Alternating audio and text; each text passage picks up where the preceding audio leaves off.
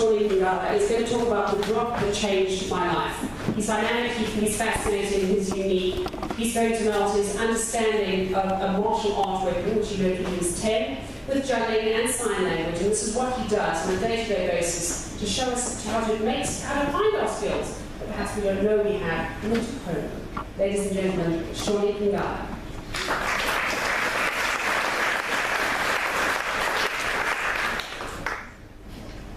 Imagine if you could make an unbreakable bond with your inner voice to a point where sometimes, or most of it, you could even decode it and be able to make some of the most profound and life-changing decisions of your life.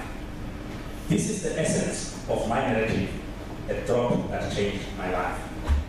You see, every single day, your life is changing. The question is, how much aware are you? Day by day, drop by drop, your voice is communicating to you. Are you able to decode that? You see, most of us are waiting for the big moments, the big shifts, the big dreams, in order to move forward with our life. You don't have to wait for a tsunami. In fact, your life could be changed even just by a drop. You see, ladies and gentlemen, you need to listen to your inner voice and be directed to the most authentic you, because only you can understand and help you to be the best person that you want to be. When you listen to your inner voice, you begin to enjoy the real, authentic fruits of the truest self, which is yourself. Because why? Because no one can be truer than you in terms of who you are and what you want to be. When I grew up, I spent a lot of time with people who were, hearing impaired, physically, visually impaired. I formed some very strong bonds. In fact, that reminded me of a young boy called Patrick, whom I befriended. He was hearing impaired. And of course, we learned to sign a little bit, but I never got to any perfection at all. That is why, sometime, whilst I was in Cape Town, when an opportunity to learn sign language arose, I took it up with 2 hands, and I was taught sign language by a lady called Julie. She herself became deaf when she was a few months old. I fell in love with the signing. I fell in love, I don't even want to call it a culture, but I fell in love with the people, and I was very, very passionate about sign language. Even worse, I was busy doing a master's degree at the same time. That's the level of passion. We had a textbook, some booklets we used to be using, and this book, in each given page, it would have like 16 signs on it, in a sort of a grid of 16 signs. I couldn't put it down. I really loved the book. I loved the book, and as I said, I couldn't put it down so much that, one day I felt, I'm not leaving my book behind. I'm going to the small room with my book. You know the small room that is in. And there I was, sitting down, doing my signs in the small room, and everything was going perfect. I see you're laughing, but guys, remember, I'm not the one who invented the whole phenomenon of multi-skilling, where people are in a small room. Most of us today, we go with our smartphones, and at that time, I didn't have a smartphone to take. In fact, I had this Nokia, the one like a brick, the one that's got a ball.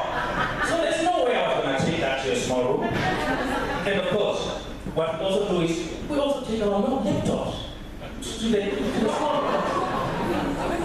Now, what happened in that moment whilst I was being there? Obviously, at some point, I had to finish the statement. So what happened was, as I was getting up, a drop fell right onto the book. Horror of horrors.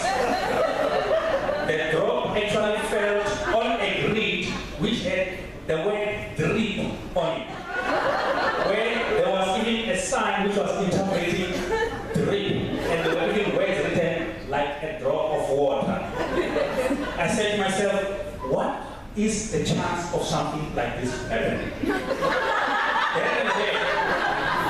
I even dated the moment on which this happened.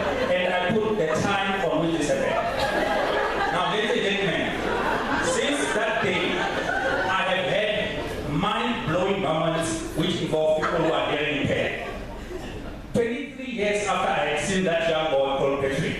I met him, he tapped my shoulder, I looked back, it was him. I spent 3 hours talking to him. At that point, I could communicate fluently with sign language, and I said to myself, if I spent 2 years learning sign language, if it was only for these 3 hours I spent with him, then it was worth it.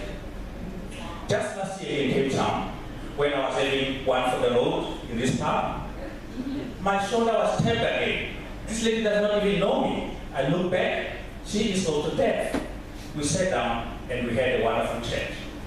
Now what I'm saying is, when people don't even know you do things like this, then you know that you have answered some of your drops, ladies and gentlemen. I have had some disastrous situations, crises if you want, but because of my ability to tune in with my inner voice, some of these I've been able to embrace and be able to decode in the most profound way that meant something better for me. So what I'm saying to you is, your drop could have been in the meal that you used this morning, in the tea that you drank. The question is, did you understood? Did you pick it up? Did you notice?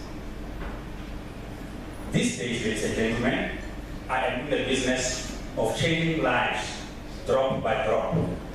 Had it not been for that drop 7 years ago, I would not have been standing in front of you today, sharing with you this powerful narrative, which basically asks you to tune in and respect your inner voice. Because, ladies and gentlemen, not listening and decoding your inner voice could leave you in chains of your own self-imprisonment.